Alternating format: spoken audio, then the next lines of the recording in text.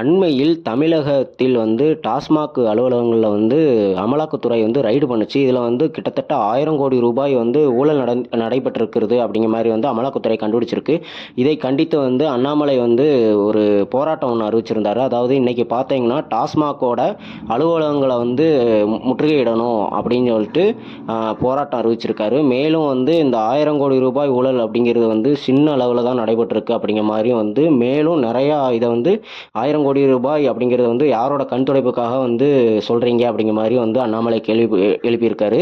இது 1000 கோடி ரூபாய் இல்லை, அதுக்கும் மேலே அதிகபட்ச கிட்டத்தட்ட 40,000 50,000 கோடி அளவுக்குள்ள ஊழல் நடைபெற்றிருக்கு அப்படிங்கிற மாதிரியும் அதையும் கண்டுபிடிக்கணும் அப்படிங்கிற மாதிரியும் இந்த தமிழக அரசு இந்த ஊழலுக்கு பொறுப்பேற்று பதவி விலகணும் அப்படிங்கிற மாதிரியும் சொல்லி அண்ணாமலை தலைமையிலான பிஜேபியினர் இன்னைக்கு போராட்டம் நடத்தினாங்க.